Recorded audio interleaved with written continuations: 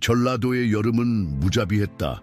뜨거운 태양이 들판을 내리쬐며 땅을 말리고 흙길은 미세한 먼지로 뒤덮여 있었다. 간간히 지나가는 트럭들은 숨 막히는 더위를 피하려는 듯 서둘러 지나갔다. 하지만 한 운전자의 시선이 길가의 무언가에 멈췄다. 긴 풀숲 사이로 보이는 한 말의 모습. 백호라는 이름의 이 순종말은 한때 대한민국에서 가장 귀중한 경주마 중 하나였다. 하지만 지금은 초라한 모습으로 쓰러져 있었다. 그의 눈빛은 희미했고 뜨거운 바람이 엉킨 갈기를 흔들었다. 박지수는 은퇴한 말 조련사였다. 수년간 방치된 말들을 구조해왔지만 자신의 가장 소중한 종말을 잃은 후로는 더 이상 이런 일에 관여하지 않겠다고 맹세했었다. 하지만 이 말의 눈빛에서 무언가를 발견했다. 생명력이 아직 꺼지지 않았다는 것을. 물병을 꺼내 마른 땅에 몇 방울을 떨어뜨렸다. 처음에는 아무 반응이 없었지만 이내 약해진 말이 힘겹게 움직여 물길을 찾았다. 그 순간 박지수는 알았다. 이대로 돌아설 수 없다는 것을. 지평선 너머로 여름 폭풍이 다가오고 있었다. 박지수는 서둘러 말에게 천막을 씌우고 거센 바람을 막아주었다. 폭풍은 밤새 계속됐다. 아침이 밝았을 때 백호는 여전히 살아있었다. 모든 것을 거스르고 생존한 것이다. 수의사 송연희가 도착했을 때 그녀는 이 말이 순전히 의지로 버티고 있다는 것을 직감했다. 상처를 치료하던 중 그녀는 등록표 시 바로 위에 특이한 흉터를 발견했다. 오래된 그 흉터는 의도적인 수술의 흔적 같았지만 말의 기록에는 없는 것이었다. 더욱 수상한 것은 백호의 최근 경주 기록이 모두 삭제되어 있다는 사실이었다. 왜 누군가가 이토록 가치 있는 말의 기록을 지우려 했을까? 박지수의 의문은 깊어졌고 그는 이것이 단순한 우연이 아니라는 것을 직감했다. 그날 밤 박지수는 자신의 목장 안에서 백호를 바라보며 생각에 잠겼다. 이 말의 과거에는 무언가가 숨겨져 있었다. 그리고 그 비밀을 파헤치는 것이 자신의 새로운 사명이 되리라는 것을 그는 알았다. 하지만 그때까지만 해도 그는 이 결정이 얼마나 큰 파장을 일으킬지 예상하지 못했다. 이 이야기가 마음에 드셨다면 저희 채널을 구독하고 좋아요를 눌러주세요. 어느 도시에서 시청하고 계신지 댓글로 알려주세요. 계속해서 이야기를 이어가겠습니다. 송연희는 백호의 상처를 치료하면서 더 많은 의문점을 발견했다. 등록 표시 위의 흉터는 분명 전문적인 수술의 흔적이었다. 하지만 왜 그런 수술이 필요했는지, 그리고 왜 공식 기록에는 남아있지 않은지 이해할 수 없었다. 박지수 씨, 이상한 점이 있어요. 송연희가 말했다. 이 수술 흉터는 최소 6개월은 된 것 같은데 백호의 마지막 경주 기록은 3개월 전까지예요. 그런데 그 이후의 기록이 모두 사라졌어요. 박지수는 깊은 한숨을 내쉬었다. 말을 키워온 수십 년의 경험으로 그는 이것이 단순한 우연이 아니라는 것을 직감했다. 최강대라는 사람이 백호의 주인이었죠. 그는 영향력 있는 사업가였어요. 하지만 말이 사라졌을 때도 별다른 수색을 하지 않았다고 해요. 한지원이라는 기자가 그들의 이야기를 듣고 찾아왔다. 그녀는 경마계의 비리를 전문적으로 파헤치는 탐사보도 기자였다. 최강대 씨의 과거를 조사해봤어요. 그의 사업 방식이 매우 특이했더군요. 특히 말들과 관련된 거래에서요. 그날 저녁 세 사람은 박지수의 집에 모여 앉았다. 창밖으로는 해가 저물고 있었고 멀리서 들려오는 백호의 숨소리가 고요한 공기를 가르고 있었다. 한지원이 노트북을 펼쳤다. 최근 5년간 최강대가 소유했던 말들의 기록을 살펴봤어요. 놀라운 패턴이 있더군요. 그의 말들은 모두 뛰어난 성적을 보이다가 갑자기 은퇴하거나 사라졌어요. 그리고 그때마다 경마계의 큰 돈이 움직였죠. 송연희가 눈을 크게 떴다. 그럼 백호도... 네, 아마도 비슷한 패턴일 거예요. 하지만 이번에는 뭔가가 잘못됐나 봐요. 계획대로 되지 않은 거죠. 그때 밖에서 자동차 소리가 들렸다. 검은색 고급 세단이 목장 입구에 멈춰 섰다. 차에서 내린 남자는 완벽한 정장 차림이었고 그의 표정은 차가웠다. 박지수는 창가로 다가갔다. 저 사람 전에 본 적이 있어요. 최강대의 비서라고 하더군요. 한지원이 서둘러 노트북을 닫았다. 우리가 뭔가를 건드린 것 같네요. 조심해야 할 것 같아요. 송현희는 백호의 상처를 치료하면서 발견한 또 다른 특이점을 떠올렸다. 흉터 주변의 조직이 일반적인 수술 흉터와는 달랐다. 마치 뭔가를 숨기기 위한 것처럼 보였다. 우리가 모르는 게 있어요. 송현희가 조용히 말했다. 백호의 몸 어딘가에 중요한 단서가 있을지도 모르겠어요. 세 사람은 서로를 바라보았다. 이제 돌이킬 수 없는 지점을 지났다는 것을 모두가 알고 있었다. 그들은 단순히 한 마리의 말을 구한 것이 아니었다. 깊고 어두운 비밀의 실마리를 잡은 것이다. 검은 세단에서 내린 남자는 천천히 목장으로 걸어왔다. 그의 발걸음은 조용했지만 위압적인 분위기가 공기를 가득 채웠다. 박지수 씨를 뵙고 싶습니다. 저는 최강대 회장의 대리인입니다.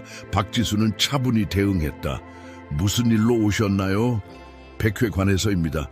최 회장님께서 그 말을 되찾고 싶어 하십니다. 적절한 보상을 해드리겠습니다. 송현희와 한지원은 조용히 옆방에서 이 대화를 듣고 있었다. 한지원은 재빨리 휴대폰으로 대화를 녹음하기 시작했다. 죄송하지만 백호는 제가 합법적으로 구조했습니다. 지금은 치료 중이고 건강이 회복될 때까지는 어디로도 보낼 수 없습니다. 박지수의 목소리는 단호했다. 남자의 표정이 순간 일그러졌다가 다시 무표정으로 돌아왔다. 박 선생님, 우리가 제시하는 금액이 얼마인지 들어보시겠습니까? 금액은 중요하지 않습니다. 제가 보기에 백호는 아직 많은 치료가 필요해요. 남자는 잠시 침묵했다. 그의 눈빛이 차갑게 빛났다. 알겠습니다. 하지만 이 일이 여기서 끝나지 않을 거라는 걸 아셨으면 합니다. 남자가 떠난 후 세 사람은 다시 모였다. 한지원이 녹음을 재생했다. 이건 분명 협박이에요. 나 최강대가 단순히 말을 되찾고 싶어서 이러는 게 아닌 것 같아요. 그때 송현희가 갑자기 일어났다. 제가 백호의 엑스레이 사진을 다시 봤어요. 수술 부위 아래에 뭔가 있어요. 금속 같은 물질이. 박지수와 한지원이 놀란 눈으로 그녀를 바라봤다. 무슨 뜻이죠? 정확히는 모르겠어요. 하지만 이건 분명 의도적으로 삽입된 거예요. 그리고 그걸 숨기기 위해 위에 수술 흉터를 만든 것 같아요. 한지원이 노트북을 열었다. 잠깐만요. 제가 조사한 내용 중에 맞아요. 최강대의 다른 말들도 비슷한 시기에 갑자기 은퇴했어요. 그리고 그때마다 거액의 돈이 해외 계좌로 이동했대요. 그럼 백호는 박지수가 말을 멈췄다. 네, 뭔가를 운반하는 데 이용된 것 같아요. 그리고 그들은 그 증거가 남아있을까 봐 걱정하는 거죠. 밤이 깊어갔다. 목장은 고요했지만 그들의 마음은 더욱 불안해졌다. 백호의 몸속에 있는 것이 무엇이든 그것은 최강대와 그의 조직이 필사적으로 감추고 싶어 하는 것이었다. 송현희는 창밖을 바라보며 깊은 생각에 잠겼다. 우리가 할 수 있는 일이 하나 있어요. 제가 아는 전문의가 있는데 특수 장비로 더 정밀한 검사를 할 수 있을 거예요. 위험하지 않을까요? 박지수가 걱정스럽게 물었다. 이미 우리는 위험 속에 있어요. 한지원이 말했다. 이제 우리가 할 수 있는 건 진실을 밝히는 것뿐이에요. 그들은 서로를 바라보며 고개를 끄덕였다. 다음 날 아침 일찍 그들은 백호와 함께 새로운 모험을 시작하기로 했다. 하지만 그들은 이 결정이 얼마나 큰 파장을 일으킬지 아직 알지 못했다. 이른 아침 안개가 자욱한 목장에서 세 사람은 조심스럽게 움직였다. 송현희가 아는 전문의 김민석 박사는 광주에서 가장 현대적인 장비를 갖춘 동물병원을 운영하고 있었다. 그들은 백호를 조심스럽게 트레일러에 태우고 출발했다. 누구에게도 말하지 않았죠. 한지원이 물었다. 송현희가 고개를 끄덕였다. 민석 선생님은 신뢰할 수 있는 분이에요. 그리고 이런 특수한 경우를 다루는데 경험이 많으시죠. 병원에 도착하자 김민석이 그들을 맞이했다. 그의 표정이 심각했다. 송 선생이 말한 상황을 들었습니다. 최강대라는 이름을 듣자마자 알았어요. 제가 몇 년 전에 비슷한 케이스를 봤거든요. 모두가 긴장된 표정으로 그를 바라보았다. 무슨 뜻이죠? 박지수가 물었다. 그때도 최강대의 말이었어요. 비슷한 수술 흔적이 있었죠. 하지만 더 자세히 조사하기 전에 말이 갑자기 사라졌어요. 그리고 며칠 뒤에 제 병원에 강도가 들었죠.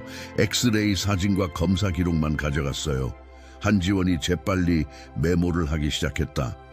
그 말의 이름은 기억하시나요? 천군이었어요. 최고의 경주마였죠. 하지만 갑자기 은퇴했어요. 그리고 지금은 송현이가 말을 가로챘다. 지금은 어떻게 됐나요? 김민석은 잠시 망설였다. 이상하게도 해외로 팔렸다고 해요. 하지만 그 이후로 아무도 그 말을 본 사람이 없어요. 검사실에서 백호는 차분히 기계 앞에 섰다. 최신 장비가 그의 몸을 스캔하기 시작했다. 스크린에 이미지가 나타나자 김민석의 눈이 커졌다. 이건 마이크로칩이에요. 하지만 일반적인 개체 식별용 칩과는 달라요. 훨씬 더 복잡한 구조를 가지고 있어요. 데이터를 저장할 수 있는 칩인가요? 한지원이 물었다. 그럴 가능성이 높아요. 그리고 이런 방식으로 말을 이용한다는 건... 갑자기 밖에서 차 소리가 들렸다. 여러 대의 차가 병원 앞에 멈춰 선 것 같았다. 창밖을 내다본 박지수의 얼굴이 굳어졌다. 검은 세단이에요. 세 대나 왔어요. 김민석이 재빨리 컴퓨터 파일을 저장하기 시작했다. 뒷문으로 나가세요. 제가 시간을 좀 벌어줄게요. 송현이가 USB를 꺼내 검사 결과를 복사했다. 한지원은 이미 휴대폰으로 누군가에게 연락을 취하고 있었다. 제가 아는 기자가 있어요. 이 자료들을 안전하게 보관할 수 있을 거예요. 박지수는 백호를 이끌고 뒷문으로 향했다. 그들은 이제 돌아갈 수 없는 강을 건너고 있었다. 진실이 수면 위로 떠오르기 시작했고 그들은 그 파도를 피할 수 없다는 것을 알았다. 한지원의 동료 기자 이수진은 자정이 다 되어가는 시간에 작은 카페에서 그들을 만났다. 백호는 임시로 김민석이 소개해준 안전한 장소에 있었다. USB 드라이브의 데이터를 확인하면서 이수진의 표정이 점점 심각해졌다. 이건 단순한 경마 비리가 아니에요. 그녀가 말했다. 최강대는 국제적인 거래망을 운영하고 있어요. 그리고 이 마이크로칩들, 이건 엄청난 양의 데이터를 암호화해서 저장할 수 있는 최첨단 기술이에요. 송현이가 긴장된 목소리로 물었다. 무세운 데이터인가요? 국제자금 세탁 기록이에요. 말들은 단순한 운반책이었던 거죠. 경주마들이 국경을 넘나드는 건 흔한 일이니까 누구도 의심하지 않았을 거예요. 박지수는 깊은 한숨을 내쉬었다. 그래서 백호가 그렇게 버려진 거군요. 뭔가가 잘못됐고 증거를 없애려고 한 거예요. 맞아요. 한지원이 끄덕였다. 하지만 이제 우리가 그 증거를 확보했어요. 그때 이수진의 휴대폰이 울렸다. 그녀의 얼굴이 창백해졌다. 방금 신문사 데이터베이스가 해킹당했대요. 최근 3개월치 기사가 모두 삭제됐어요. 누군가 우리를 앞서가고 있어요. 한지원이 말했다. 우리가 가진 증거를 공개하기 전에 모든 기록을 지우려는 거예요. 송현희가 갑자기 자리에서 일어났다. 백호요. 그들이 백호를 노릴 거예요. 네 사람은 서둘러 카페를 나섰다. 하지만 그들이 차에 도착하기도 전에 박지수의 전화가 울렸다. 김민석이었다. 늦었어요. 그의 목소리가 떨렸다. 그들이 벌써 다녀갔어요. 차가운 공기가 그들의 폐부를 찔렀다. 하지만 박지수의 표정이 갑자기 바뀌었다. 아니에요. 아직 늦지 않았어요. 무슨 뜻이세요? 한지원이 물었다. 제가 백호를 다른 곳으로 옮겼어요. 김 선생님이 말씀하신 장소가 너무 뻔해서요. 제 오랜 친구가 운영하는 승마장이 있어요. 아무도 모르는 곳이죠. 이수진이 노트북을 열었다. 좋아요. 이제 우리가 할 일은 하나예요. 이 모든 증거를 한꺼번에 공개하는 거예요. 너무 많은 언론사에 동시에 퍼뜨려서 그들이 막을 수 없게 만드는 거죠. 송현희가 USB를 들어올렸다. 여기 있는 데이터만으로도 충분할까요? 충분해요. 한지원이 단호하게 말했다. 그리고 우리에겐 가장 중요한 증거가 있죠. 바로 백호예요. 살아있는 증거니까요. 밤하늘의 별들이 반짝였다. 그들은 각자 자신의 역할을 알고 있었다. 이제 남은 건 실행뿐이었다. 다음 날 아침 세상은 완전히 다른 모습이 될 것이다. 이른 아침 전국의 주요 언론사들이 일제히 같은 기사를 보도하기 시작했다. 국제자금 세탁 스캔들, 경주마를 이용한 충격적인 범죄 조직 적발, 뉴스는 폭풍처럼 퍼져나갔다. 최강대의 조직은 속수무책이었다. 너무 많은 곳에서 동시에 보도가 나가는 바람에 은폐가 불가능했다. 이수진과 한지원이 준비한 자료들은 완벽했다. 마이크로칩에 저장된 데이터, 경주마들의 의심스러운 은퇴 기록, 국제 송금 내역, 그리고 무엇보다 살아있는 증거인 백호의 존재가 모든 것을 증명했다. 박지수의 목장에는 취재진들이 모여들었다. 송현희는 백호의 상처와 수술 흔적, 그리고 마이크로칩에 대해 상세히 설명했다. 김민석 박사도 전문가로서 증언에 나섰다. 모든 퍼즐 조각이 맞아떨어졌다. 백호는 이제 어떻게 되나요? 한 기자가 물었다. 박지수가 따뜻한 미소를 지으며 대답했다. 백호는 이제 제 목장에서 지낼 거예요. 더 이상 경주마가 아닌 그저 행복한 말로 살아갈 수 있도록 해줄 겁니다. 며칠 뒤 그들은 다시 한번 박지수의 목장에 모였다. 석양이 들판을 황금빛으로 물들이는 저녁이었다. 백호는 초원을 자유롭게 달리고 있었다. 그의 몸에서 마이크로칩은 안전하게 제거되었고 상처들도 점차 아물어가고 있었다. 정말 믿기지 않네요. 송현희가 말했다. 우리가 이렇게까지 큰일을 하게 될 줄은 몰랐어요. 한지원이 고개를 끄덕였다. 때로는 작은 선택이 세상을 바꾸는 계기가 되기도 하나 봐요. 박지수 씨가 그날 길가에 서지 않았다면 이 모든 일이 밝혀지지 않았을 거예요. 이제 어떻게 되나요? 이수진이 물었다. 최강대의 조직은 수사를 받게 될 거예요. 국제경찰도 이 사건에 관심을 보이고 있어요. 하지만 더 중요한 건 박지수가 잠시 말을 멈추었다. 더 중요한 건 뭔가요? 송현희가 물었다. 이제 다른 말들도 구할 수 있다는 거예요. 이런 일이 다시는 일어나지 않도록 감시하고 보호할 수 있죠. 백호가 그들 앞으로 다가왔다. 그의 눈빛은 더 이상 슬프지 않았다. 건강을 되찾은 그의 모습은 당당했고 생기가 넘쳤다. 우리 모두 새로운 시작을 하는 거네요. 한지원이 미소 지었다. 네, 그리고 이건 끝이 아니라 시작이에요. 박지수가 백호의 갈기를 쓰다듬으며 말했다. 석양이 완전히 저물 때까지 그들은 그곳에 머물렀다. 때로는 가장 어두운 순간이 가장 밝은 빛을 만들어내기도 한다. 백호의 이야기는 그것을 증명했다. 이야기의 끝 친애하는 시청자 여러분, 백호와 그를 둘러싼 용감한 사람들의 이야기는 우리에게 정의와 용기의 중요성을 일깨워 주었습니다. 더 많은 감동적인 이야기를 만나고 싶으시다면 저희 채널을 구독해 주세요. 여러분의 좋아요와 댓글은 이런 의미 있는 이야기를 더 많은 분들과 나눌 수 있는 힘이 됩니다. 매일 새로운 이야기로 여러분을 찾아뵙겠습니다. 댓글로 여러분의 생각을 들려주세요.